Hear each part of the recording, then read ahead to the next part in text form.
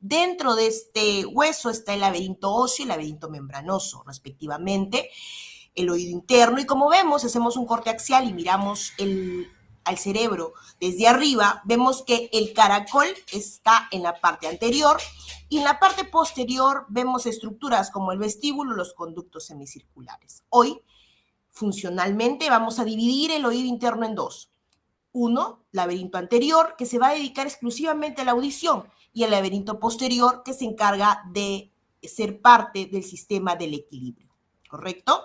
Entonces, hoy día, luego de hacer esta división solamente para poder comprender, entendamos entonces que el oído interno tiene dos funciones, no solamente la auditiva, sino ser parte de un sistema vestibular. En este caso, llamamos sistema vestibular periférico. ¿Por qué periférico? Porque existe un central, es decir, la vía no termina solamente en el oído, es parte de un sistema vestibular que va a terminar en el sistema nervioso central, va a haber conexiones interneuronales a nivel del mesencéfalo, a nivel del tronco encefálico. Sin embargo, eso ya es aras de la enseñanza en el área de neurología, no acá. Nosotros como torrinos vemos estas estructuras y nos interesan. ¿Por qué? Porque si encontramos algún daño anatómico o funcional a nivel de los conductos semicirculares, del vestíbulo, ¿no? Dentro del vestíbulo sabemos que está el utrículo y el sáculo, y del nervio vestibular estamos hablando de patologías que involucran el sistema vestibular periférico, que nos dan síndromes vertiginosos periféricos. Conozcamos entonces los receptores. Sabemos ya esto por anatomía, recordemos y ubiquémonos que dentro del oído interno, el laberinto posterior, nosotros tenemos dos tipos de receptores. Unos llamados crestas ampulares, que se encuentran específicamente en los conductos semicirculares, y otros llamados máculas, que se encuentran dentro del sáculo y utrículo. Lógicamente, dentro de la parte del laberinto membranoso, cubiertos, lógicamente, por el laberinto óseo.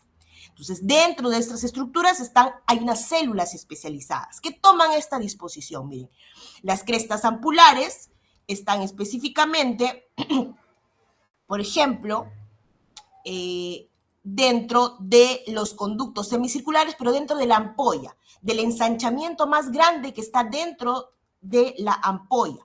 Ahí hay un conjunto de células, miren cómo son estas células ciliadas, ¿no? Que tienen vellosidades y que cada vez que movamos la cabeza o hagamos un movimiento de giro de cabeza, se moverán. Al moverse, estas células que tienen cilios, se moverán los cilios, se moverá esta sustancia gelatinosa que vemos acá en forma de cúpula, cuyos tentáculos pues son esas células ciliadas que están dentro. Habrá un movimiento de la endolinfa, moverá esta sustancia gelatinosa, moverán a su vez estas células, estos cilios de estas células, cada raíz es una célula, y transmitirán entonces estas células receptoras que están aquí, ¿no? Son neuroreceptoras, transmitirán esa sensación a través del nervio y darán conocimiento al cerebro de que hay movimiento en la cabeza. Esa información llega al cerebro y es procesada, ¿correcto? Igualmente aquí, en la mácula, específicamente en el utrículo y el sáculo del laberinto membranoso, existen no solamente endolinfa, sino hay unas células especializadas, nuevamente, ¿no? Células ciliadas, ¿correcto? Que tienen esta capacidad, captan el movimiento.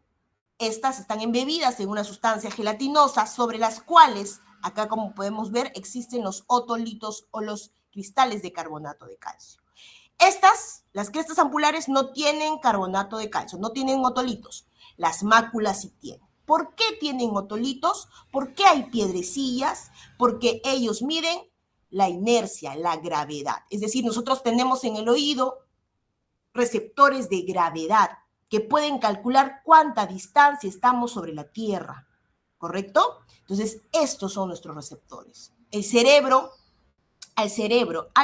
le llega información sobre cómo está la posición de nuestro cuerpo y además le indica al cerebro cuánta distancia o qué eje tenemos con respecto a la gravedad y la inercia de la Tierra. Muy bien. Entonces son receptores, crestas ampulares y máculas. Cada vez que hay un movimiento, las células ciliadas se mueven, ¿no? Igualmente hay una conexión de estas células ciliadas hacia el nervio, y el nervio, ¿no? Muchos conexiones neuronales llevan la información a través del nervio vestibular hacia el tronco encefálico. Obviamente, por ser estos cristales de carbonato de calcio, se van a mover de acuerdo a la gravedad. Sí, es decir, si nosotros agachamos la cabeza hacia adelante, por gravedad, todas estas piedrecillas se moverán hacia adelante. Y toda esta sustancia gelatinosa que está debajo y las células ciliadas, por ende, se moverán hacia adelante. ¿Sí? Al final nosotros entonces, en resumen, tenemos pues receptores dentro de los conductos semicirculares, dentro específicamente de las ampollas, tenemos las crestas ampulares, que tienen esta forma, en cúpula. Por otro lado, tenemos receptores en el utrículo y el sáculo, llamados máculas, que tienen estos cristales de carbonato de calcio, son receptores de gravedad, y estos son receptores de movimiento angular, movimiento cefálico de la cabeza. Cada vez que hacemos un movimiento circular o angular de la cabeza, cuando decimos la palabra sí, cuando decimos la palabra no, cuando decimos la palabra tal vez, movemos estos canales semicirculares. Cuando nosotros nos agachamos o cuando estamos, por otro lado, cuando nosotros nos agachamos, cuando nosotros estamos en el micro, en el auto, y no nos movemos, también estamos inmóviles, pero nos estamos moviendo con respecto a la tierra. Hay un movimiento, ¿no es cierto?, del auto. Y frenamos. ¿Quiénes se mueven? Estos otolitos por gravedad. Si estamos en un ascensor, ¿quiénes se mueven? Estos otolitos, ¿no? Si estoy caminando y cruzando la pista, ¿quién se mueve? Estos otolitos, ¿sí? Entonces, tenemos varios receptores. Al final, tenemos que concluir que las ámpulas de los conductos semicirculares entonces van a detectar los movimientos de rotación de la cabeza en 3 dimensiones. ¿Por qué en 3 dimensiones? Lógicamente, porque son 3 conductos semicirculares. Y cada vez que se muevan en estas direcciones, arriba, abajo, de derecha a izquierda, como diciendo la palabra no, o quizás diciendo la palabra tal vez, vamos a estimular este líquido endolinfático que está acá dentro de los conductos semicirculares. Por eso tienen esta forma tan peculiar los conductos semicirculares, para poder medir el movimiento cefálico, para poder medir, para que estos receptores se muevan con el movimiento cefálico. Esto involucra el equilibrio durante la aceleración angular, esto se llama aceleración angular, y son receptores internos de velocidad, mientras que las máculas, que están en el utrículo y el sáculo, se dedican al equilibrio estático, tienen que ver con la gravedad, con la fuerza de gravedad, la inercia, la postura, indican el cambio posicional de la cabeza, se dedican a lo que es el equilibrio de la aceleración lineal, ¿no? Lineal, tanto vertical como horizontal, y son receptores internos de gravedad. Entonces, mientras que las ámpulas son receptores internos de velocidad, las máculas son receptores internos de gravedad. Al final, esto de acá, como hemos visto, son receptores. Brindan información al cerebro, llevan información. Es input, no output. Ya son señales de input. Llevan al cerebro para que se procese la información. Es como un giroscopio. El oído interno es como un giroscopio. Cuando nosotros estamos en el avión, el piloto del avión, cuando estamos muy por encima de las nubes, ya el piloto ya no ve la tierra, todo está blanco, todo está lleno de nubes, pero sí a través de este giroscopio, que es este equipo, podemos ver cuánto distancia hay en la tierra, cuánto hemos girado, si a la derecha o a la izquierda, ¿no es cierto? Si estamos muy hacia la derecha, cuánta distancia hay entre la gravedad, cuánta es la angulación con respecto a la tierra. Bueno, es lo mismo, el oído hace lo mismo que un giroscopio, o sea, el oído interno es nuestro giroscopio.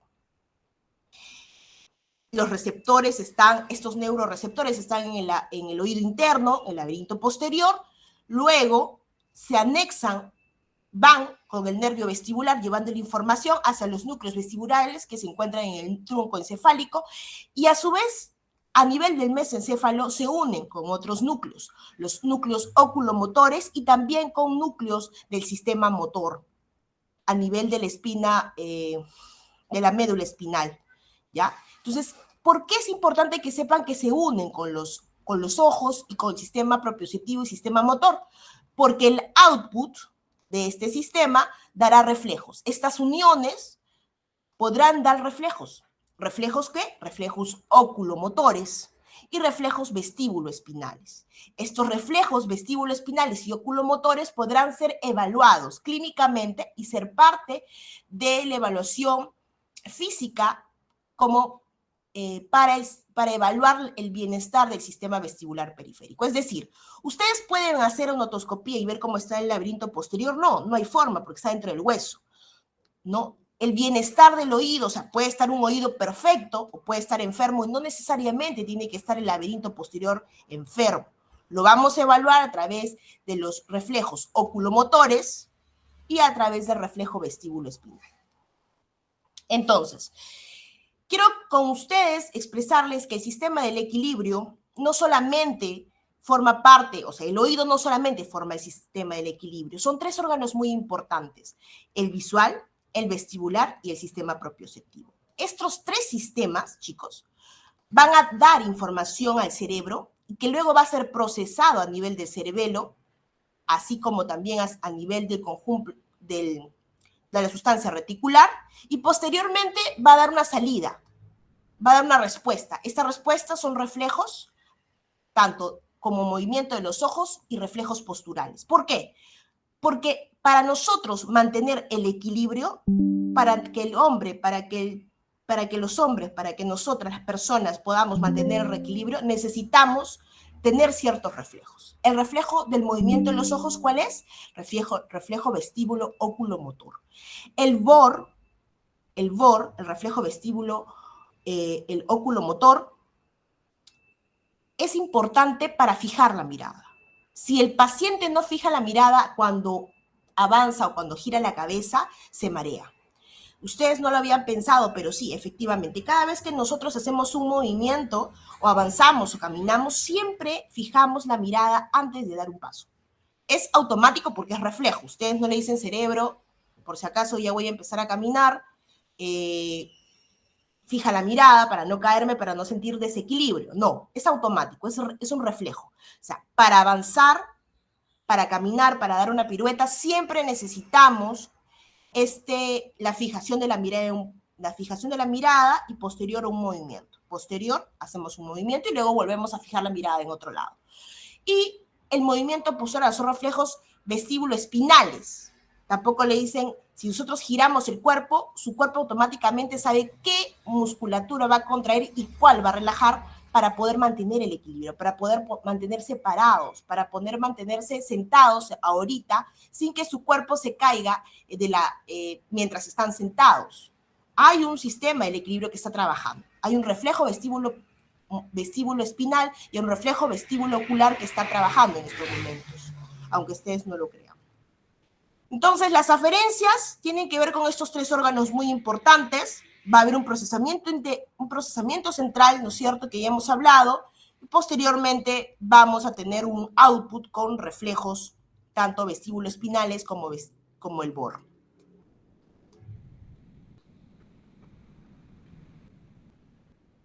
Este es un ejemplo de un paciente que está echado, esta es la nariz, y este es un conducto semicircular del oído izquierdo del paciente y este es del derecho, no son ojos, son conductos semicirculares. Aquí tenemos la ámpula, la cresta ampular, la parte más ancha del conducto semicircular, donde van a estar específicamente estos receptores de la cresta ampular. Células así como estas, células ciliadas, es una célula que tiene cilios, y esta característica es muy importante, ya la saben de repente en anatomía. Hay un cilio más grande que se llama el kinetocilio, ¿verdad? Entonces, hay muchos cilios en la célula, el más grande se llama kinetocilio, y es importante que conozcan el kinetocilio. ¿Por qué? Porque cada vez que hay un movimiento hacia el kinetocilio, va a haber un proceso de activación, ¿correcto? Va a haber un potencial de acción de activación. Cuando se dé el movimiento hacia el lado contrario del kinetocilio, como vemos aquí, va a haber un potencial de acción inhibitorio, ¿correcto? Inhibitorio. Entonces, vamos a dar el ejemplo. Esto es un paciente en reposo, hay un potencial de acción básico, pasamos a la siguiente diapositiva, perdón, pasamos a la siguiente imagen abajo, y vamos a girar la cabeza hacia la derecha. Lógicamente, cuando ustedes giran la cabeza hacia la derecha, por inercia, el líquido endolinfático que está dentro del conducto semicircular va a girar hacia la izquierda, por inercia. ¿Alguna vez han movido un balde? Muevan una jarra de agua, muevan su vaso, muevan a la derecha, van a ver cómo el agua gira al inicio hacia el otro lado. Siempre es así, ¿ya? Por la gravedad y la inercia. Gira la cabeza a la derecha, el líquido endolinfático va a moverse hacia la izquierda y miren lo que va a ocasionar. Va a ocasionar que todo se vaya hacia la izquierda. Pero lógicamente tenemos dos oídos y dos imágenes en espejo. En un lado se estimulará el kinetocilio, los cilios se irán hacia el kinetocilio y por tanto tendremos un potencial de acción excitatorio. Mientras que en el oído contralateral, que es el oído izquierdo, tendremos un potencial de acción inhibitorio. Estas diferencias de potenciales serán enviadas a través del nervio vestibular hacia el cerebro. ¿Y qué interpreta el cerebro? Ok, hay un potencial excitatorio derecho, inhibitorio izquierdo, entonces mi cabeza se está yendo hacia la derecha. Eso es lo que recibe, la información que recibe el cerebro. ¿Por qué necesita el cerebro recibir esta información cada vez que giramos la cabeza hacia la derecha? Porque el ojo automáticamente se va a ir, los dos ojos se van a ir a la izquierda. O sea, el cerebro necesita saber hacia dónde se va la cabeza para enviar los ojos hacia la izquierda y mantener la fijación de la mirada. Porque cuando uno se mueve, los ojos no se mueven con uno. Siempre permanecen en un sitio y luego proceden a moverse, ¿correcto? Para no sentir mareo y no caernos. Eso es lo básico. Entonces miren cómo el potencial de acción excitatoria de la derecha le dice al cerebro, ok, me estoy moviendo a la derecha, inmediatamente hay un reflejo, los ojos se mueven hacia la izquierda. Y la mirada se mantiene fija. Es decir, la mirada se mantiene fija porque los ojos, en este caso, se están yendo hacia la izquierda. Pueden mirarse al espejo en estos momentos y hacer ese movimiento. Es un movimiento de muñeca, ¿no? Miren, si ustedes en estos momentos se miran al espejo y giran su cabeza hacia la derecha, a la izquierda, no van a sentir mareos, porque siempre va a estar mirando un punto fijo. Muy bien. Entonces ya sabemos esto. Sabemos también que el sistema del equilibrio es un sistema bastante complejo, que el sistema vestibular es uno de los 3 órganos importantes. Y también decirles que un paciente que viene con trastorno de equilibrio a la consulta externa es porque de estos 3 órganos, 2 están afectados. Doctora, ¿qué pasa si solo mi oído está afectado? Tengo 2 órganos sanos que compensan y el paciente no va a tener vértigo.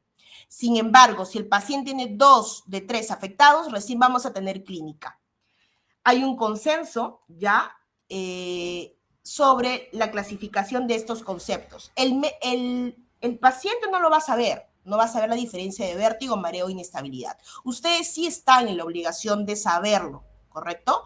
¿Por qué? Porque son síntomas diferentes. No es lo mismo hablar de mareo, de vértigo e inestabilidad.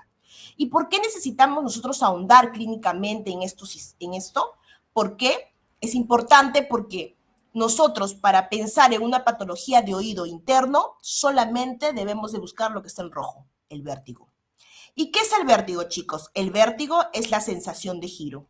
Es la sensación de giro cuando no nos estamos moviendo. ¿Alguna vez han ido a tomar alcohol, a una juerga el fin de semana, terminando los exámenes, ¿no es cierto? El fin de ciclo, y regresan a su casa y cierran los ojos. Y están en su cama y sienten que todo gira. ¿Alguna vez han sentido esa sensación?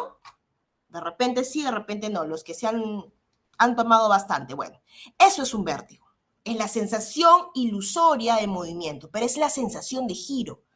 Tienen que sentir esta sensación de giro, ¿correcto? Eso es un vértigo. El vértigo pueden sentir que todo gira o que ustedes giran. O sea, el paciente gira, o las cosas giran alrededor del paciente, o puede ser que el paciente gire alrededor de las cosas, o al revés, que todas las cosas giran alrededor. Puede ser subjetivo u objetivo. El mareo es una sensación de desorientación, es como un embotamiento, un aturdimiento, el paciente siente que flota, es diferente, y ustedes le preguntan, ¿y usted siente que las cosas dan vuelta? No, doctor. Entonces el mareo usualmente puede ser un problema neurológico, puede ser un problema endocrinológico, una hipoglicemia, puede ser una falla electrolítica, etc. Una inestabilidad. puede ser un tumor cerebral. La inestabilidad, antes llamada desequilibrio, siempre se da hacia un lado. Es un paciente anciano usualmente que camina y siempre se va, siente que su cuerpo se va a la derecha. O sea, no lo puede controlar bien. Se da en pacientes un poquito más mayores. A veces, ¿no? Hay potencialmente secuelas neurológicas que nos pueden dar este tipo de inestabilidad. El paciente no siente vértigo, siente que se va, su cuerpo no lo puede dominar y se va hacia un lado. Pero necesitamos entonces encontrar la sensación de giro ilusoria para pensar en vértigo y pensar en patología de oído interno. Y una vez que tenemos el vértigo, tenemos que ver los ojos, ¿cierto? Para encontrar qué cosa, el nistagmus. Entonces, aquí les voy a presentar, miren cómo se mueve el paciente, miren cómo se mueven los ojitos del paciente, ¿sí? El ojito del paciente se mueve de manera horizontal, derecha e izquierda, pero tienen dos fases el nistagmus. Vértigo es la sensación de giro y el nistagmus es lo mismo, pero que es el signo, uno es el síntoma, otro es el signo, ¿correcto? Entonces, esto es lo que encontramos nosotros con nuestros pacientes cuando tenemos el paciente vértigo. Es un movimiento que no lo puede controlar el paciente, ¿sí? Entonces vemos los ojos y vemos cómo los ojitos se mueven, pero va a tener dos fases, una fase rápida y una fase lenta. La fase rápida es hacia donde predomina el movimiento. Entonces yo les voy a preguntar de nuevo, miren nuevamente, ¿hacia dónde ustedes ven que predomina el ojito? O sea, ¿hacia dónde bate el ojito más fuerte? ¿Hacia la derecha o hacia la izquierda? Contesten rápido para avanzar. Ya son 1:24. Chicos.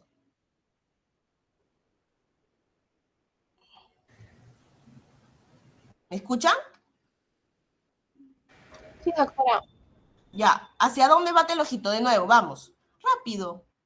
Hacia la derecha del paciente. Entonces, la fase rápida es la derecha del paciente. ¿Cómo se escribe ese nistagmus? Nistagmus horizontal hacia la derecha. Y esta característica, miren, chicos, es unidireccional. ¿Por qué es unidireccional? Característica de un vértigo periférico, o sea, de oído interno. Cuando yo hablo de periférico, a partir de ahora es toda la lesión del oído interno. El paciente está mirando de frente, bate hacia la derecha. Le vamos a pedir al paciente que mire hacia arriba, hacia abajo y hacia el otro lado, hacia la izquierda del paciente. Y el nistagmus no va a cambiar de dirección. Siempre va a batir hacia el mismo lado. Miren, ahorita vamos a decirle que mueva los ojos. Mueve los ojos hacia arriba y hacia la derecha y sigue batiendo hacia la derecha. Miren cómo bate. Cambia de posición la vista, pero ahora hacia el otro lado, le decimos que mueva hacia el otro lado los ojitos y sigue batiendo hacia la derecha. Es unidireccional. Cualquier posición que adopte el ojito siempre va a batir hacia un mismo lado. Ese es característico de un vértigo periférico. Cuando es central, es multidireccional, ¿ya? Entonces, aquí es un nistagmus que hemos visto, es un nistagmus horizontal hacia el lado derecho. ¿Por qué? Porque la fase rápida es el lado derecho. ¿Dónde estaría la lesión? Como bate la fase rápida en el oído derecho, la lesión es contralateral. Probablemente el oído lesionado es el izquierdo del paciente, ¿correcto? Si confirmamos que es un nistagmus periférico, la lesión está aquí. Acá lo tienen en su gráfico, miren. La flecha gorda es la fase rápida, la flecha delgada es la fase lenta. ¿Y qué oído está lesionado? El oído contralateral, hacia donde se va. Es decir, por ejemplo, si mi ojito bate hacia la derecha del paciente, que es la fase rápida, la lesión está al otro lado. Si bate hacia la derecha, la lesión está en la izquierda, contralateral, ¿sí? Ya. Entonces, encontramos el nistagmus, examinamos y encontramos vértigo, y tenemos que diagnosticar o diferenciar el vértigo central y periférico. El vértigo periférico siempre tiene que ver con lesiones que tengan que ver con el oído interno, mientras que el vértigo central tiene que ver con lesiones del oído, del cerebro, ¿correcto? Entonces, si es periférico, usualmente es brusco, intenso, corta duración, episódico, horizontal. El nistagmus vertical siempre es horizontal. Pero acá viene algo para confundirnos. El central también podría ser horizontal. Entonces, a veces, cuando encontramos horizontal, no es tan fácil. podría ser un central también, ¿correcto? Si es vertical, pregunta de examen, siempre central. Ahí no hay de otra. Pero si es horizontal, necesitamos de más datos para saber si es periférico o central, porque ambos nos pueden dar un horizontal. El vértigo periférico es fatigable, se agota, lo estimulamos y volvemos a estimular y ya no hay vértigo. Unidireccional, lo que les dije hace rato, mientras que el central es multidireccional. Siempre la lesión está al lado contrario de la lesión, ¿no es cierto? Si bate hacia la derecha, está al lado contrario. Pero si el nistagmus, por ejemplo, central bate hacia la derecha, la lesión está en la derecha, en el central. En el periférico, si bate, el ojito, si bate hacia la derecha, la lesión está en la izquierda, lado contralateral. Por ser periférico, quiere decir que está el daño en el oído interno puede estar asociado a otros síntomas audiológicos, lógicamente, por el oído interno, por la cóclea, hipoacusia de tipo, lógicamente, neurosensorial, tinnitus, ¿no? No hay signos neurológicos y esto es pregunta de examen. Siempre hay náuseas y vómitos. Cuando hay un caso clínico y el paciente tiene náuseas, vómitos, sudoración, o sea, síndromes neurovegetativos, siempre piensa en un periférico, pregunta de examen. Vamos a ver aquí nuevamente un nistagmus periférico. Miren, este paciente, como ustedes pueden ver, el ojito bate hacia la izquierda, ¿ya? Bate hacia la izquierda, de nuevo. La fase rápida es un nistagmus horizontal izquierdo. Entonces, la lesión es derecha. Pero miren este nistagmus central, por el contrario. Siempre vamos a comparar ahora un nistagmus central. ¿Cómo es un nistagmus central? Es multidireccional, desorganizado. Puede ser vertical y luego dar horizontal. Luego se vuelve oblicuo. Es multidireccional. Dura más. Miren cómo está desordenado, ¿no? Este es medio vertical y acá es otro tipo de... Miren que este es totalmente vertical. ¿Ven? Vertical. Eso ya es característico de un central. Miren este ojito, acá hay un tumor vertical. Nistagmus vertical. Acá no se mueve, pero acá sí. Vertical. Nistagmus vertical, central. Es multidireccional, ¿correcto? Ya. Además de estos signos, necesitamos hacer el examen vestibular. O sea, vemos los ojos porque estamos evaluando el reflejo vestíbulo ocular. También tenemos que evaluar los reflejos vestíbulos, reflejo vestíbulo espinal. Todos los reflejos que hemos visto, todas las pruebas que hemos visto en neurología, nos podemos utilizar acá también. Por ejemplo, el Romberg. Miren, paciente con Romberg positivo. Positivo puede ser central y periférico. ¿Cuál es la diferencia? La diferencia que en un Romberg periférico, cuando es un Romberg positivo para una patología de oído interno, lo repetimos varias veces y siempre va a irse hacia un lado. En este caso se está yendo hacia el lado derecho. Por tanto, hay lesión en el oído derecho. ¿Correcto?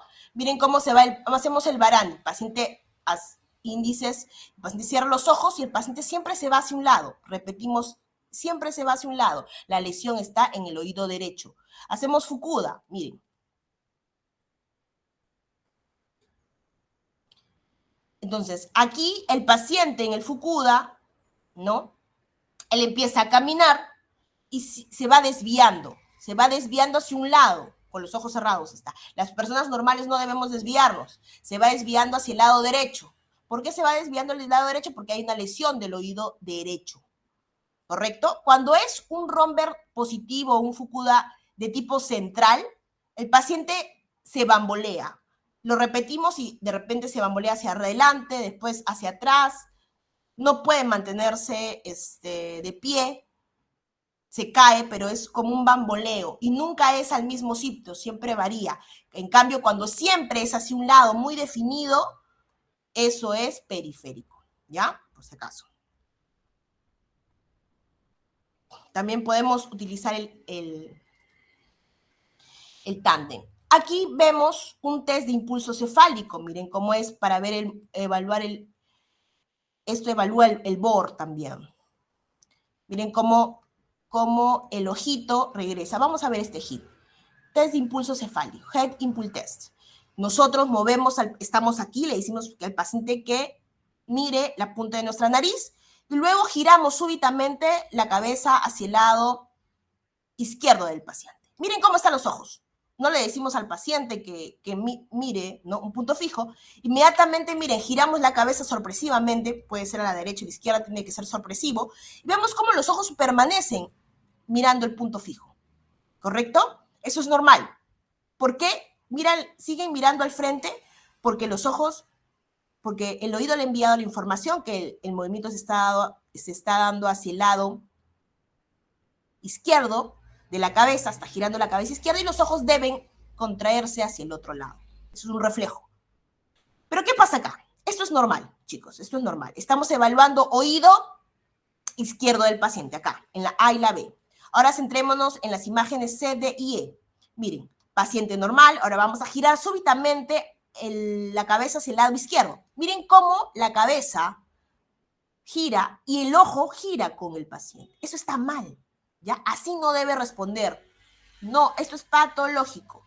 Y luego hay una hay una sacada correctiva. Luego los ojos dicen, ups, me equivoqué y regresan hacia la parte central. O sea, corrigen. Se llama sacada correctiva. Encontrar esta sacada correctiva es un error. ¿Correcto? No debemos encontrar esta sacada correctiva. Cuando encuentren una sacada correctiva, en este caso, cuando hemos hecho el movimiento de la cabeza hacia el oído derecho, quiere decir que hay una patología probablemente periférica del oído derecho. ¿Ya? Hay una patología de oído interno, de oído derecho. ¿Ya? Esa sacada correctiva no debe estar. Los pacientes deben ser así, como el A y el B, no como el D y el E. No debemos encontrar esa sacada correctiva. Los ojos no deben girar con la cabeza, nunca. Entonces, vamos a ver nuevamente a este paciente. Miren. Miren cómo, eso ya es un abuelito, sorpresivamente giramos la cabeza. ¿Ven? ¿Cómo gira nuevamente la cabeza? ¿Cómo corrige? Los ojitos se van y luego regresan, ¿ven? De nuevo. A ver. Gira y luego vuelve la cabeza. Es una sacada correctiva. Eso no debe existir. Hay una patología ahí. Ahí está mejor. Ahí no hay. También hay un poquito, sí. Entonces, esa corrección que hace el ojito no debe existir. Vamos a ver acá.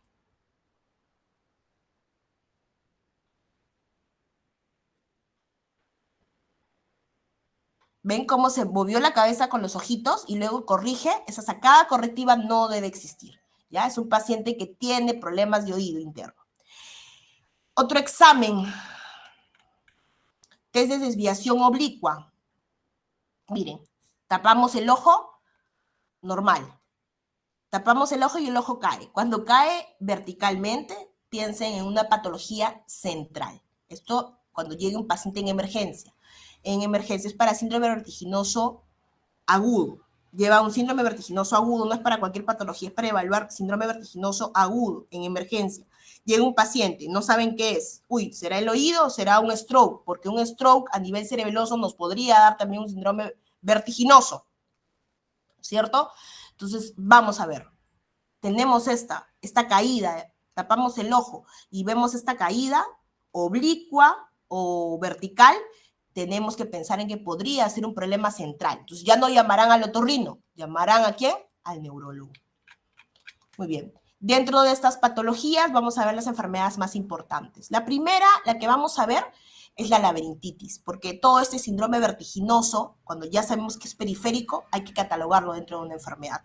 Una de estas podría ser una laberintitis, que es la inflamación o la infección del oído interno. ¿Cómo llega la infección en el oído interno? La inflamación puede ser a nivel externo o interno o externo. Puede ser una meningitis, ¿no? Un absceso cerebral que llega ahí la infección porque está muy, muy cerca de la porción petrosa, o puede ser una infección del oído externo o del oído medio que llega hacia el oído interno. Puede ser una otitis media colesteatomatosa, porque sabemos que el colesteatoma usualmente le gusta carcomerse todo el huesito, tiene un poder osteolítico, puede crecer muy grande en el oído medio y luego carcomerse estructuras del oído interno, que están muy cercanas, especialmente el conducto semicircular horizontal. Y por tanto, hacer que salga la endolinfa o la perilinfa de estos conductos y crear vértigo, ¿no? Crear una fístula a nivel de estos del conducto semicircular post horizontal y simplemente crear una fístula. Y cada vez que el paciente puja, tenemos un vértigo. También podría darse por una otitis viral, vesículas herpéticas, el síndrome de Ramsay-Hunt, no se olviden, siempre le gusta preguntar al doctor Belita, pregunta de examen, síndrome de Ramsay-Hunt, repasen, ¿no? Vesículas herpéticas por una segunda infección en pacientes inmunosuprimidos, la primera es la varicela, la segunda el herpes zóster, ataca en pacientes inmunosuprimidos, cuando ataca el área séptima, que se llama el área Ramsay-Hunt por el séptimo par craneal, que da inervación sensitiva a nivel de la concha, a nivel del pabellón auricular y salen vesículas, ¿no? Puede también involucrarles, esta es una infección viral por herpes zóster, puede también involucrar lesiones, el nervio, el quinto, el sexto, el séptimo par craneal, ¿no?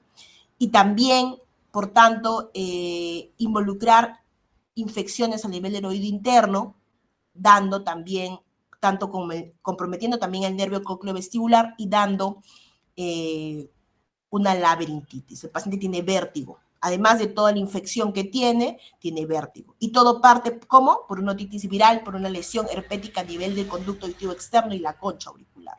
Pero llegan hacia adentro, porque es una enfermedad. Recuerden que estos tipos de virus son neurotropos. La varicela se da y se queda ahí viviendo en el cuerpo por muchos años, ¿no? Y sale cuando un paciente se inmunosuprime.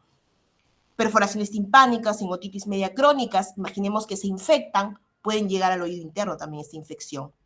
¿Cuál sería el tratamiento? Obviamente la infección desencadenante. ¿Qué nos ayudaría mucho para el diagnóstico? Una tomografía. ¿Y qué encontraríamos dentro de la audiometría? Pues una hipoacusia de inicio conductiva que podría llegar a neurosensorial si es que también se infecta la cóclea, ¿no?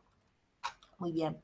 En la enfermedad de Menier, nosotros tenemos que ubicarnos aquí en el laberinto membranoso, donde hay endolinfa. Y recordemos que el laberinto membranoso es un conducto que está en todo el oído interno y que está conectado por vesículas y conductos. Recordemos también que miren cómo el utrículo y el sáculo y el utrículo drenan. ¿Hacia dónde? Hacia un acueducto vestibular que está en el área subaracnoidea. O sea, se produce la endolinfa y esto tiene una producción y un drenaje. ¿Qué pasa si está obstruido por acá? ¿Qué pasa si se obstruye o se produce mucha endolinfa? Puede haber un hidrops endolinfático. ¿Qué es lo que ocurre aquí? Hay un hidrops endolinfático. Miren, esta es la endolinfa normal y este es un hidrops. ¿Hidrops qué quiere decir? Mucho. Es una hipertensión endolinfática, por si acaso, diferente de una hipertensión arterial. Esto es una hipertensión endolinfática, ¿correcto? Y va a dar una triada, acúfenos, hipoacusia y vértigo.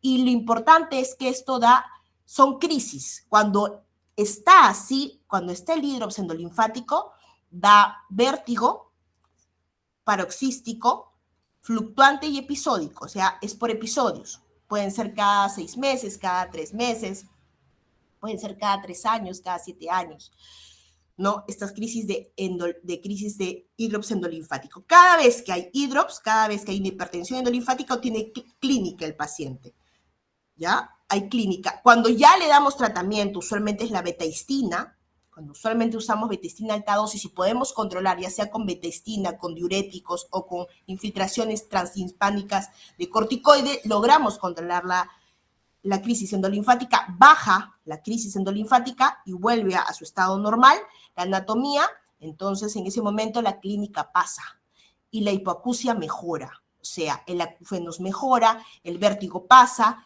y la hipoacusia de tipo neurosensorial, pregunta de examen, neurosensorial específicamente de hipoacusia de frecuencias graves, de tipo neurosensorial, puede desaparecer. ¿Y vuelve cuando? Vuelve la crisis hipertensiva.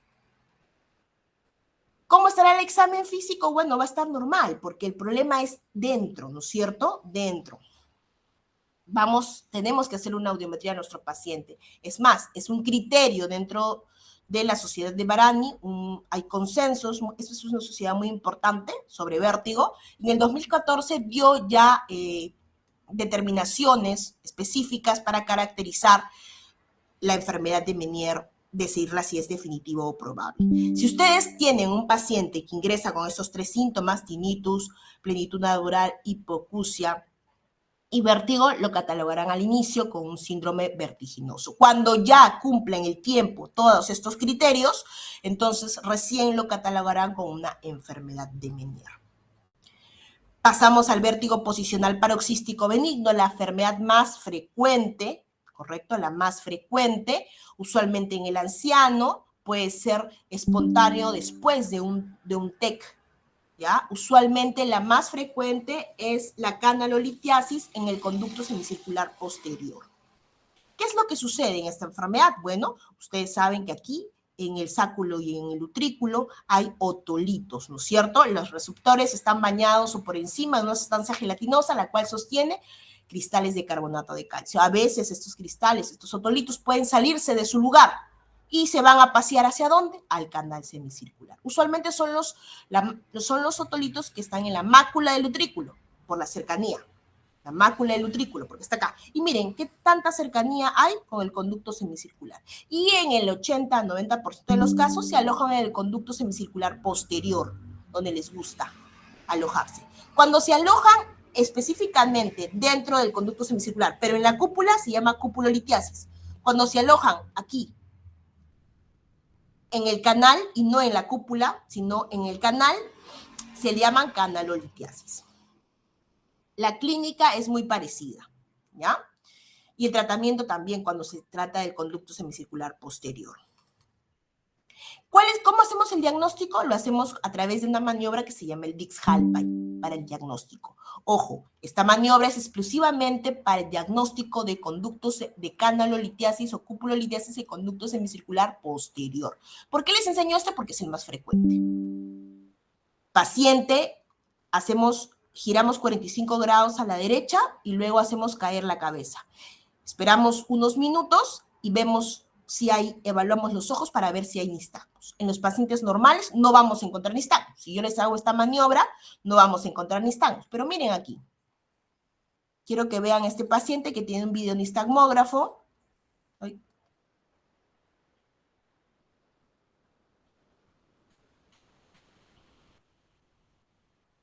Giramos la cabeza a la izquierda del paciente porque evaluamos el oído izquierdo y dejamos ahí unos segundos caer la cabeza. Tienen que dejar caer para que estemos evaluando el conducto semicircular posterior. Y miren cómo inmediatamente vamos a ver en unos segundos, porque tiene un periodo, vamos a ver el movimiento de los ojos. Y luego se fatiga. Solito va a parar el movimiento, ¿eh? ¿Ven cómo para?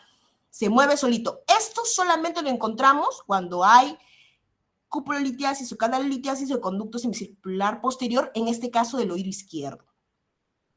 Si no encontramos nada, como lo que pasaría si yo les hago a cualquiera de ustedes, porque ustedes no tienen otolitos en el conducto semicircular, le hago esta maniobra y nunca se va a mover el ojo. O sea, no vamos a encontrar ningún nistagmus, ¿correcto? Los pacientes normales no encontramos nistagmus. El paciente se sienta nuevamente y también hay nistagmus. Esos pacientes también se confirma el diagnóstico así. ¿Qué hacemos? ¿Qué maniobra realizamos nosotros para poder recolocar, para poder curar a estos pacientes? La maniobra de Epley. La de Epley sirve para, igual, tratamiento para el conducto semicircular posterior. Empezamos. Paciente sentado. En este caso no vamos a dejar caer la cabeza porque le vamos a colocar una almohada grande en los hombros.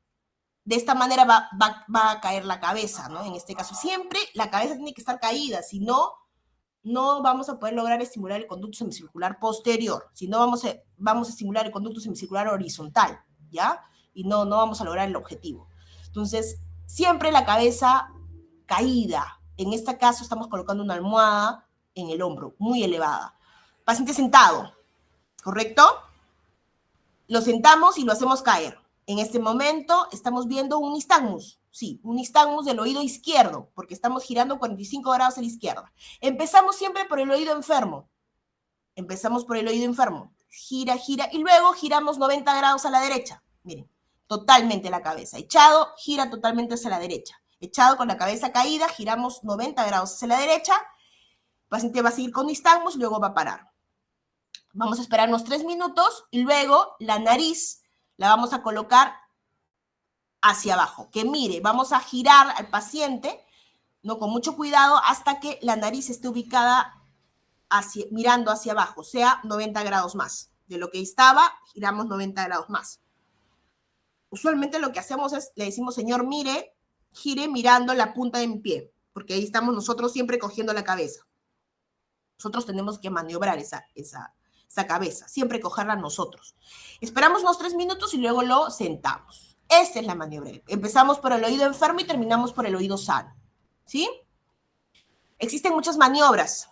Por ejemplo, para el conducto semicircular horizontal existen otras, la Pernini o la de McClure, y el tratamiento tiene otro nombre, maniobra de Buffoni o de Lemper o de Barbacoa. Esto es para que lo busquen o lo estudien en internet. No se los enseño porque el 80% de pacientes solo se daña el conducto semicircular posterior. Pero si lo quieren, a veces tienen que saber, ¿no? El tratamiento para, por ejemplo, el Lemper sirve para horizontal. Si es para anterior, es Jacobini. Si es para Epley, es porque tuvo Dix-Hallpay positivo. O sea, cada maniobra diagnóstica tiene un nombre diferente y cada tratamiento tiene una maniobra diferente. No sé por qué en otorrino les ha dado ese gusto. Al final, el tratamiento en todo este conjunto se llama maniobra de reposición canalicular. Pregunta de examen. Si ustedes tienen un paciente con un problema de vértigo posicional, siempre tienen que hacer la maniobra de reposición canalicular, ¿ya? Que tiene nombre propio, pero al final todas se llaman reposicionamiento canalicular. ¿Le pasará con tratamiento médico? No. Tienen que devolver el otolito a su lugar a través de esta maniobra. Si no devuelven el otolito a su lugar, siempre va a tener vértigo cada vez que mueva la cabeza. Es la clínica del paciente. ¿Cómo viene el paciente en estos casos? Doctor, doctora, cada vez que me echo a la cama o cada vez que giro mi cabeza hacia la derecha o hacia la izquierda, siento que todo gira. ¿Cuánto dura? Unos segundos. Y vuelvo a echarme y vuelve a girar. Cada vez que gira la cabeza tiene vértigo, tiene nistagmus, tiene la sensación de giro. Eso es patognomónico de BPPV. Neuronitis vestibular. La neuronitis vestibular es otra enfermedad, es una infección viral, 7 días antes, una infección de vía aérea superior, usualmente viral, y posterior a eso, ya recuperándose de esta infección viral, el paciente va a tener vértigo, ¿no? Va a empezar con un vértigo que va a ser brusco, y no va a ser desencadenado y no va a parar. Este vértigo va a durar de entre 2 a 3 semanas, es un poquito más prolongado, es una excepción a lo que dijimos al inicio, porque dijimos que el vértigo periférico usualmente es corto, pero este va a ser un poquito largo y nos podría confundir. Ustedes en emergencia le sacan tomografía, resonancia, no encuentran ningún tumor. Cuando descartan todo, piensen en una neuronitis vestibular. La inflamación del nervio vestibular. No sabemos por qué, pregunta de examen, pero el nervio cócleo-vestibular que está lastimado, solamente se va a irritar las fibras vestibulares del nervio. Es decir, va a haber problemas de vértigo, pero el paciente no va a tener pérdida en la audición. ¿Correcto? A pesar de que es el nervio. Ojo, ¿por qué? No sabemos, pero al virus le gusta atacar solamente las fibras vestibulares de ese nervio. No ataca las fibras acústicas. Por tanto, pregunta de examen, no da hipoacusia. Neurosensorial no da, ni tampoco conductiva, menos todavía. ¿Correcto? No da hipoacusia, pregunta de examen, no se vaya a confundir. Ototoxicidad, eso se lo dejo para que lo lean. Es importante, algunas veces preguntan, ¿qué medicamentos son ototóxicos? ¿Cuáles son marqué o cuáles no? Algunos son más ototóxicos, o sea, pérdida de la audición, otros más tienen mayor toxicidad vestibular, ¿no? Pero en general los aminoglucósidos son los que están ahí, dando la hora en daño vestibular. Por último, tenemos el neurinoma del acústico, que es un tumor, usualmente unilateral, ¿ya? Usualmente se da acá, miren, en el ángulo pontocerebeloso, APC, ángulo pontocerebeloso, que es este de aquí, ponto, porque es el puente, cerebeloso, este es el cerebelo, en este ángulo, justamente tenemos que recordar la anatomía cuando nosotros tenemos el oído interno, que es lo de celeste, y sale el nervio vestibular por el conducto auditivo interno, conducto auditivo no es el externo, es el interno, que se va hacia el ángulo pontocerebroso y entra, ¿no? Hacia el tronco encefálico y hacia el cerebelo. Miren, el nervio no sale solo, sale con sus fibras cocleares, lógico, con sus fibras vestibulares, pero también sale con otro nervio en el conducto auditivo interno, sale con el nervio facial. ¿Y por qué es importante recordar esto? Porque cuando crezca un tumor a este nivel, vamos a tener tanto síntomas de equilibrio, o sea, vértigo o inestabilidad, vamos a tener síntomas de hipoacusia, ¿no? Compromiso coclear, hipoacusias de tipo neurosensorial, pero también podríamos tener síntomas del nervio facial, ¿no? Hipoestesias, hiperestesias a nivel del área de Ramsay-Hunt, asociadas quizás cuando crezca más el tumor, de repente a una parálisis facial periférica. Entonces, son síntomas que tenemos que ver en estos casos, por ejemplo, en el neurinoma del acústico, ¿no? Tener mucho en cuenta estos compromisos. ¿Por qué? Porque justamente se da acá este tumor. Y del conducto auditivo interno no solamente sale el nervio cocleovestibular, el octavo parclenar, sino que sale también con su nervio facial del mismo lado, tiene el mismo recorrido. Entonces, miren, ¿cuál sería el diagnóstico? El diagnóstico sería una resonancia magnética, pregunta de examen. La tomografía sí no sirve cuando el tumor es muy grande, pero de inicio siempre pidan una resonancia magnética, es lo mejor. Si no tuvieran, al menos una tomografía, ¿no? Pero cuando queremos diagnosticar, el diagnóstico se hace a través de una resonancia magnética porque puede captar tumores mucho más pequeños. Obviamente un tumor de esta naturaleza se va a ver hasta una tomografía, miren qué grande, ¿no? Puede ser tan pequeñito como tan grande que puede obstruir el cuarto ventrículo, o sea, puede, ¿no? Tiene un crecimiento bastante largo, se da en años, los síntomas son progresivos, no son fluctuantes, no son como crisis, como es el Meniere. En este caso son progresivos. Inicia 2, 3 años y el paciente poco a poco va perdiendo la audición. ¿Qué tipo de hipoacusia dará este paciente? ¿Qué tipo de hipoacusia? De tipo neurosensorial, ¿no es cierto? Puede estar asociado a tinnitus, puede estar asociado a plenitud aural. ¿Por qué no tanto vértigo y más inestabilidad? Porque es un crecimiento lento. Entonces, como es un crecimiento lento y un daño lento del nervio vestibular, le da tiempo al cuerpo a compensar, a crear mecanismos compensatorios centrales. Entonces el paciente aprende, el cuerpo aprende, es muy sabio y aprende a compensar y ya no da tanto vértigo, no tanto nistagmo, sino más inestabilidad. Quizás al inicio un poco de vértigo y luego ya se vuelve un poco más de inestabilidad, solamente porque crece lentamente, ¿ya? El tratamiento lógicamente es quirúrgico y lo hace neurocirugía. Muy bien, chicos, hasta aquí. ¿Alguna pregunta?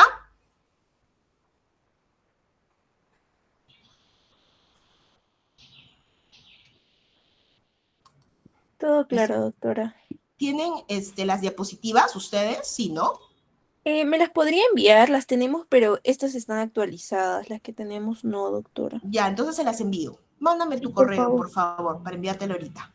Ok, doctora. ¿Se lo Ya, envío al WhatsApp? ¿El correo ya, está bien? perfecto. Sí, Ok, para que se lo perfecto. envíes a todos tus compañeros. Ok, Gracias. Hasta doctora. luego, Gracias a chicos. usted. Nos vemos.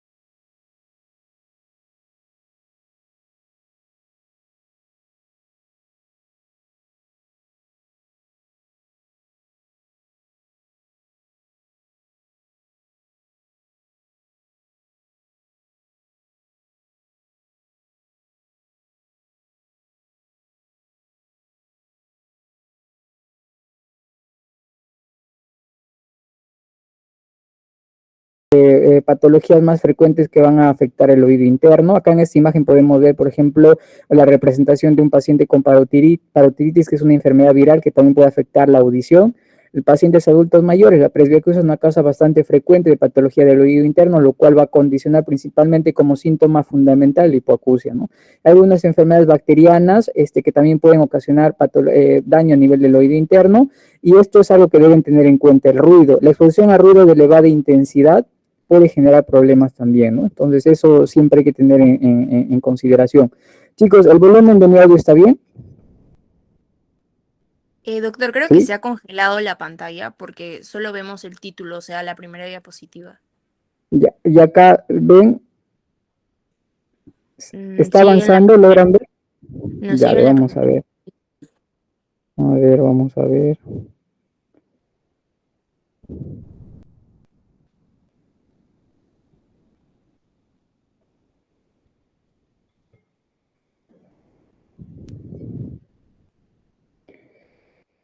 Eh, Ahora sí ven que está avanzando. Sí, doctor, ahora sí se observa. Ya, listo. ¿El volumen está bien? ¿El volumen está bien? ¿Me escuchan bien? Sí, doctor, todo bien, no se Ya, preocupe. gracias. Entonces, en la primera parte hablaremos sobre la anatomía del oído interno. Ustedes saben que el oído se divide esquemáticamente en tres zonas: oído externo, oído medio y oído interno. Sin embargo, es una clasificación esquemática porque en realidad es toda una unidad. Ya usted seguramente lo han revisado en su clase inicial, la división anatómica. Ahora nos concentraremos básicamente en el oído interno. El oído interno va a estar formado por dos zonas: el laberinto posterior, que se encarga del equilibrio básicamente, y el laberinto anterior, que va a ser la parte auditiva propiamente dicha, ¿no? Y ahí es donde vamos a encontrar el órgano principal de la audición, que es el órgano de Corti. El órgano de Corti lo vamos a encontrar a nivel de la cóclea. Si hacemos una división de la cóclea deriva de la palabra caracol. Es una estructura ósea, como ustedes ya saben, en forma de tubo enrollado sobre sí mismo, en el cual alberga el órgano de Corti, que es el órgano del sentido de la audición, ¿no? La cóclea va a dar 2,5 a 2 a 3 cuartos de vuelta sobre su propio eje, que es su particularidad, ¿no? Chicos, por favor, me esperan un momento, me esperan un momentito y luego voy con ustedes, ¿ya? Por favor, Ok, discúlpenme. doctor.